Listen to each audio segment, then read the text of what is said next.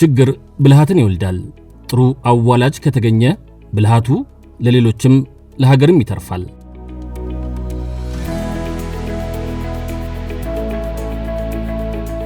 የታካሚ መረጃ ለሕክምናው መሰረት ነው።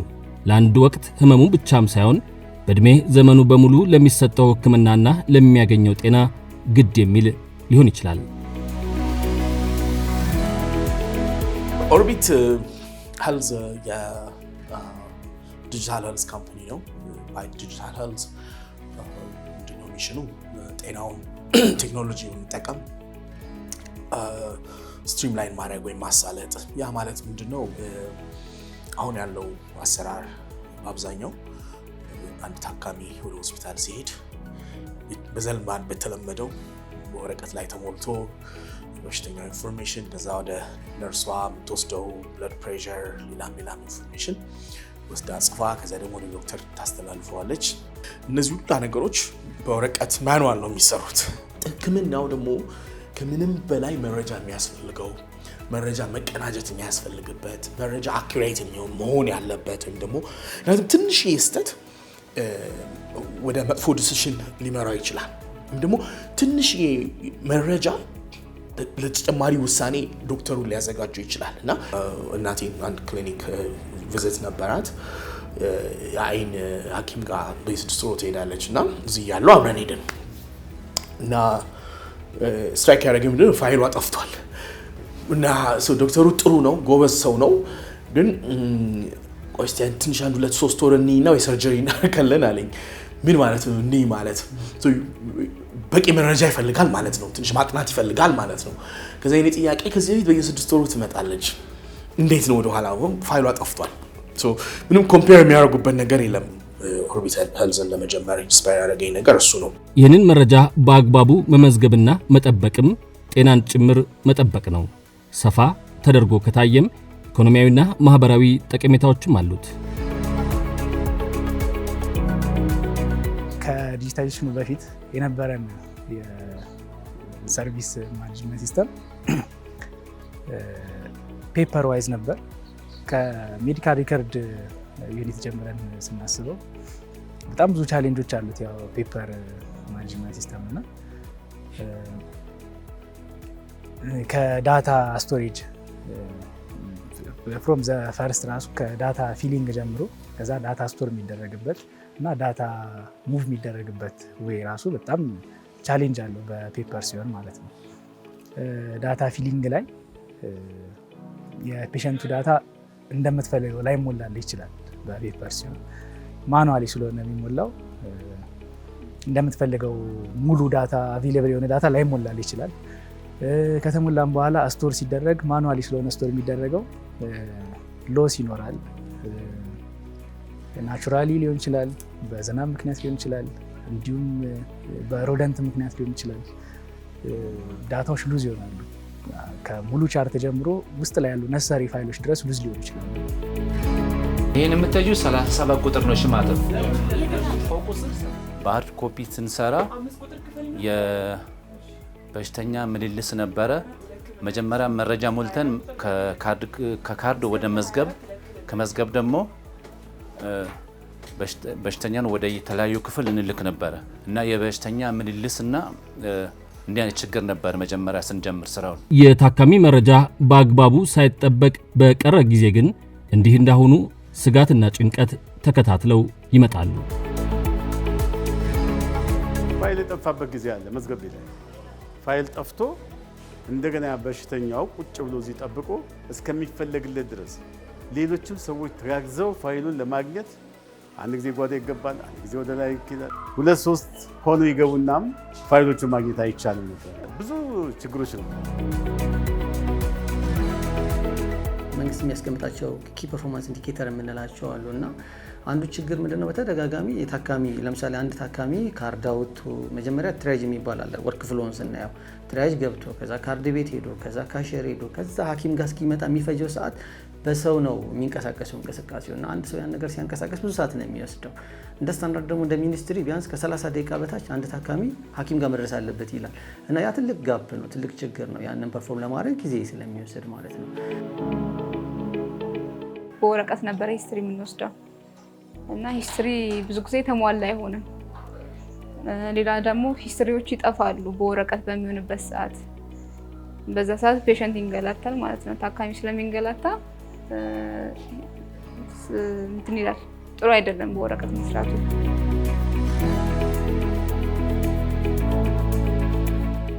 ኦርቢት ሄልዝ ቴክኖሎጂን የብልሃቱ መንገድ አድርጎ የተወለደውም በዚሁ ጊዜ ነው። ኦርቢት ሄልዝ ሲስተም ከመጣ ጊዜ ጀምሮ አንድ ታካሚ ወደ ጤና ጣቢያ ሲመጣ መጀመሪያ ቀጥታ ይመጣል ሪሴፕሽን፣ መረጃውን ሞልተን ቀጥታ ወደ የተለያዩ ክፍሎች ሴንድ እናደርጋለን። ከዛ ታካሚ ምልልስ ሳይበዛበት ምንም ሳይቸገር በቀጥታ ያገኛል። የአገልግሎቱ ጠቀሜታ ብዙ መልክ ያለው ነው። ተጠቃሚዎቹም እንደዚሁም። ከቅርብ ጊዜ በኋላ ግን ይሄ ነገር ሁሉ ተቀርፎ በሚቀጥለው ቀጠሮ የቀን ስመጣ ያ የመጀመሪያ የኔ ዶክተር የማለት አጋጣሚም የለም። ምክንያቱም ሲስተሙ በደንብ አገናኝቶት ጊዜን ቆጥቤ የምፈልገው መድኃኒት ገዝቼ ታክሜ እሄዳለሁ ማለት ነው። እንደ ሜዲካል ዳይሬክተር ደግሞ እንግዲህ በየወሩ የራሳችን ሚቲንጎች አለን፣ ክሊኒካል ሚቲንግ ላይ። እዛ ላይ እንግዲህ እያንዳንዱ ባለሙያ የጻፋቸውን ወይም ደግሞ የመረመራቸውን የማየት እድሉ አለኝና እሱን በማይበት ሰዓት እንግዲህ ፎሎ ለማድረግ ይመቻል። አንዳንድ ባለሙያዎች ዲያግኖስ የማይጽፉበት ጊዜ ይገኛል። ያንን ፎሎ አድርገን ነገሮችን ፎሎ ለማድረግ ይመቻል። ሃርድ ኮፒ ቢሆን ግን ለምሳሌ በቀን አንድ ኤችኦ ወደ 35 ታካሚ ያለና ይህን እንግዲህ በወር ሊያው ብል ትንሽ ጊዜ ይፈልጋል፣ ጉልበት ይጠይቃል። ይሄኛው ግን ኦልሬዲ ኮምፒውተራይዝ ስለሆነ ጀስት ኮምፒውተር ተከፍቶ የወሩን ሪፖርት ጽፋለሁ፣ የምፈልገው ክፍል የትኛው እንደሆነ ሰጠዋለሁ። ስለዚህ ያ ባለሙያ ስንት ታካሚ ያየ፣ ስንቱን በስርዓቱ ዲያግኖስ ጻፈ የሚለውን ነገር ፎሎ አድርገን ፊድባክ እየሰጠን ብዙ ለውጦች እያየን ነውና በጣም ጥሩ ነገሮች አሉ።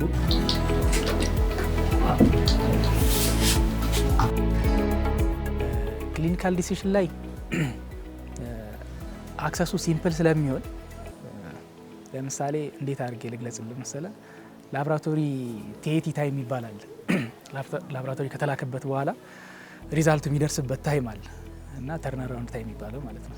እሱ ከዚህ በፊት የነበረው ኦልሞስት 1 አወር አቬሬጁ ከቴስት ወደ ቴስት ይለያያል። አቬሬጁ ግን 1 አወር ኤንድ 24 ሚኒት አካባቢ ነበር ተርናራውንድ ታይሙ። አሁን ኦልሞስት ወደ 59 ሚኒት ድሮፕ አድርጓል። ያ ማለት ምንድን ነው? ከዚህ በፊት ለፔሸንቱ ኢንቨስቲጌሽን ፔፐር ትሰጠዋለህ። ሰጥተው ፈልጎ ፔፐሩን ይዞ ፈልጎ ሊጠፋም ይችላል ምናምን። ከዛ አክቹአሊ ላብራቶሪ ጋር ከደረሰ በኋላ ሪዛልቱ ደርሶ አንዳንድ ፔፐር ወደ አንተ ይመጣል። ኮምባይን ተደርጎ ነው ሪዛልት ሲመጣ፣ አንድ ሰው ስለሆነ ትራንስፖርት የሚያደርገው ብዙ ውጤቶች ኮምባይን ተደርገው ነው ወደ ፊዚሻኖቹ ዲስትሪቢዩት የሚደረጉት። ስለዚህ ይሄ ታይም በጣም ዲሌይ እንዲኖር አድርጎት ነበር። አሁን ፊዚሻኑ ያለበት ቦታ ላይ ሆኖ ሴንድ ያደርጋል። ሴንድ ባደረገበት ታይም ሳይመልታኒስሊ ላብራቶሪ ሪሲቭ ያደርጋል። ላብራቶሪ ውስጥ ኦልሞስት አውቶሜትድ ነው፣ ፉል ሰርቪስ አውቶሜትድ ነው ላብራቶሪ ውስጥ ከባርኮድ ጀምሮ ማለት ነው። እዛው ሪድ ይደረጋል። ዳታ ፊድ የሚያደርገው ራሱ ነው፣ ኢንተግሬትድ ነው ማሽኖቹ። ፐርሰናሊ እንደዚህ ማኑዋሊ የሚገቡ ዳታዎች አይኖሩም። ራሱ ማሽኑ ጀነሬት የሚያደርገው ሪዛልት ሲስተሙ አክሰፕት ያደርጋል፣ ኢንተግሬትድ ስለሆነ ማለት ነው። ያ ሪዛልት ኢሚዲየትሊ ፊዚሻኑ ጋር ይደርሳል። ስለዚህ ዲሲዥን ሜኪንግ ባልከው ፐርስፔክቲቭ ፊዚሻኑ የላከውን ኢንቨስቲጌሽን በሚፈልገው ታይም ኢሚዲየትሊ የሚያገኝ ከሆነ ለዲሲዥን ሜኪንግ የተሻለ እንትን ይኖራል። በዲጂታል ቴክኖሎጂ ፈጠራዎች ችግሮችን አሸንፎ ብልሃትን ከጤና ጋር ይዞ የመጣው ኦርቢት አገልግሎቱ ለብዙዎች እንዲዳረስ ከብዙዎች ጋር ይሰራል። ዋን ስቶፕ ሾፕ የምንለው ሲስተም አለ። ምክንያቱም አንድ ታካሚ መጥቶ በአንዴ አንድ ቦታ ላይ ነገሮችን ጨርሶ መሄድ አለበት። ዲጂታላይዝ ስታደርግ ምንድነው የሚሆነው? ይሄ ትራይ ተደርጎ የትራይ ሽቷ በተቀጥታ ሐኪሙ ካርድ ላይ ቶሎ ብላ ታች ስለምትደረግለት ቫይታል ሳይንን በቀላሉ ዲቴክት ማድረግ ይችላል። ሁለተኛ ሌላ ምን እዚህ ጋር መጣል፣ ለምሳሌ የፋርማሲ ሲስተማችንን ለሞስ ዳጉሚ የሚባለውን ሲስተም ነው ኬ ማድረጋኛ ኢንተግሬት ያደርግ ነው። ያን በማድረጋችን ሐኪሙ እዛ ቁጭ ብሎ ስቶክ ባላንስ ማየት ይችላል። ለምሳሌ ፋርማሲ ላይ ያሉትን መድኃኒቶች ማየት ስለሚችል አንድ ታካሚ ይሄ የለም ይሄ አለ እያለ አያመላልሰው። ስለዚህ እዛ ስቶኩን በደንብ ያህል የሌለውን መድኃኒት ኦፕሽን ካለው ሌላ ኦፕሽን እንዲያዝ ያደርግለታል። ከሌለ ደግሞ ውጭም ቢሆን እንዲጽፍለት ያደርጋል ማለት ነው። ስለዚህ ያንን እያንዳንዱ ዲስፔንሲንግ ዩኒት ስቶክ ባላንስ ሐኪሙ እዛ ቁጭ ብሎ አንድ ኦፒዲ ላይ ማየት ስለሚችል ያን አቮይድ ያደርጋል። ከምንለው በላይ ነው፣ በጣም ያቃለለልን። ምክንያቱም ካርድ ይዘን የምንሄድ ወይም ደግሞ ፕሪስክሪፕሽን የሚባለውን ነገር ይዞ ለመሄድ አይጠበቅም። እኛ ወዲያው ከዚህ እንደወጣን እዛ ቁጥር ሂዱ ነው የምንባለው፣ እንሄዳለን። እዛም ስንሄድ ያ ነገር እዛው ተዘጋጅቶ ይጠብቀናል። መድኃኒትም ከሆነ ክፍያ የምንከፍልበትን ቦታ ከሆነ እዚያው በመስኮት ውሃ ብቻ ተቀባብለው ነው ገንዘብ ከፍለን ወደ መድኃኒቶቻችን ይዘን የምንሄደው። ስለዚህ ምንም ጊዜ የሚባል ነገር እዚህ የምናጠፋው ነገር የለም። ሰራተኛው ስራው በጣም ያቀለለው በፊት ካርድ መጻፍ ይኖራል በመዝገብ ላይ፣ እንደገና በትልቁ ካርድ ይሞላል፣ በትንሹ ላይ ይሰጣል። ከዛ ብዙ እንትን ነበር ለሰራተኛው ብዙ ክረው ነበር በጣም። አሁን ግን ምንም ነገር ሳንቸገር በመረጃው ሞልተን በሲስተም ወደ ሐኪሞቹ እንልካለን። ምንም ለሰራተኛው በጣም ይሄን ነገር ነው የቀረፈው። እንደ ኢመርጀንሲ በጣም ጠቀሜታው ምንድነው? ሂስትሪውን ማን የወሰደው ፔሸንቱ በደንብ ታይተዋል ወይ? ሲመጣ ተፈንክቶ ሊመጣ ይችላል ወይ ደግሞ በድብድብ ሊመጣ ይችላል ያ ሰው፣ ወይ ደግሞ ኦክሲጅን አጥሮስ ሊሆን ይችላል የመጣው እና ምናልባት ያ ሰው አያደርገውና ቢሞት የመጣው ሰው እዚህ የመጣበት ሰዓት እና የሞተበት ሰዓት ይመዘገባል። ስለዚህ አንደኛ የሞተበትን ሰዓት መመዝገቡ፣ ሲመጣ ሞቶ የመጣ ከሆነ ደግሞ ሞቶ ነው የመጣው። ምክንያቱም ይሄ ሜዲካል ኢሹ ሜዲኮ ሌጋል የሆነ የራሱ እንትን ስላለው ሂስትሪውን የወሰደው ሰው ማን እንደሆነ፣ ምን ተደርጎለታል፣ ያ ሰውዬ ከሕክምና ስህተት የሞተ ከሆነ ያስጠይቃል። ስለዚህ መጠየቅ ስላለብን እንጠይቅበታለን።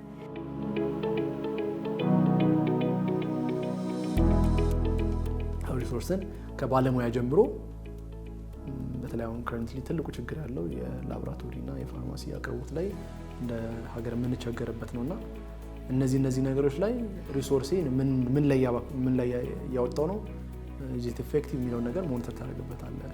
ሲስተሙ አለ አድሚን ላይ ቁጭ ብዬ ምን ያህል አክቲቭ ዩዘር አለ የሚለውን ማወቅ እችላለሁ። ምን ያህል አክቲቭ ባለሙያ በአሁኑ ሰዓት ላይ እንዴት ቢዚ ነው ሲስተሙ፣ ወይ ስንት ሰው በአሁኑ ሰዓት ላይ ሕክምና አገልግሎት የሰጠ ነው የሚለውን ነገር ማየት እችላለሁ። አንድ ሰርጅን ስንት ኦፕሬሽን ሰርተዋል የሚለውን ነገር ማየት እችላለሁ። ፋርማሲ ምን ዲስፔንስ አደረገ የሚለውን ነገር ማየት እችላለሁ። ስቶር ላይ ምን አለ፣ ከስቶር የወጣውን ዲስፔንስ የተደረገው ምን ላይ ነው፣ እያንዳንዱ ነገር ሪሶርሴን ዩቲላይዝ አደርጋለሁ፣ ትራክ አደርጋለሁ። በእስካሁኑ ጉዞው ከ50 በላይ የሚሆኑ የጤና አገልግሎት መስጫ ተቋማት 4.6 ሚሊዮን ህሙማን የዲጂታል ቴክኖሎጂው ተጠቃሚዎች ሆነዋል። ከ4800 በላይ የህክምና ባለሙያዎችም በኦርቢት ስልጠና ተሰጥቷቸዋል።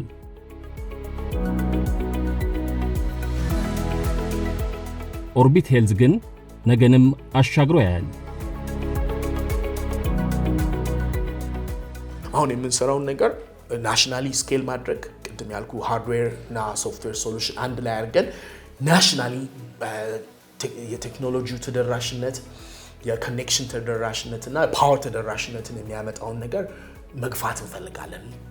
ማስስ ማለት ነው ናሽናሊ። ሁለተኛ እንግዲህ በዚህ ዓመት 3 ሀገሮች ላይ ፉትፕሪንት እንዲኖረን እንፈልጋለን። እሱን አክቲቭሊ እየሰራን ነው። ኬንያ፣ ዩጋንዳ እና ሩዋንዳ ላይ ፓርትነርሽፕ የሰራውን ስራ ያለንን ተሞክሮ ወደዛም ስኬል ለማድረግ እየሰራን ነው። እንግዲህ እንደ ፕራዮሪቲ ካየነው ቴክኖሎጂ በራሱ ምንም ለውጥ አያመጣም። ቴክኖሎጂ መጠቀምና ቴክኖሎጂ የሚጠቅመውን ጥቅም ግን ኢንተርናላይዝ ማድረግ ለውጥ ያመጣል ብለን እናምናለን እና እኛም ቴክኖሎጂ አድቮኬት ነን ብለን ስንል ቴክኖሎጂ በራሱ ጀስት ቴክኖሎጂ ሞባይል ፎን ጀስት ሞባይል ፎን አይደለም እንዴ? ውስጡ ያለውን አፕሊኬሽን ግን ሌቨሬጅ ማድረግ ስትችል ብዙ መፍትሄ ያመጣልሃል እና ያንንም ለህብረተሰባችን ዲጂታል ሊትሬሲ ላይ በጣም በሰፊው መስራት እንፈልጋለን። that's what's next for us, scaling within Ethiopia and then outside of the country. እነሱ ናቸው ትልቁ የኛ ፎከስ ኤሪያዎች። በእርግጥም ችግር ብልሃትን ይወልዳል። ኦርቢት አንዱ ማሳያ ይሆናል።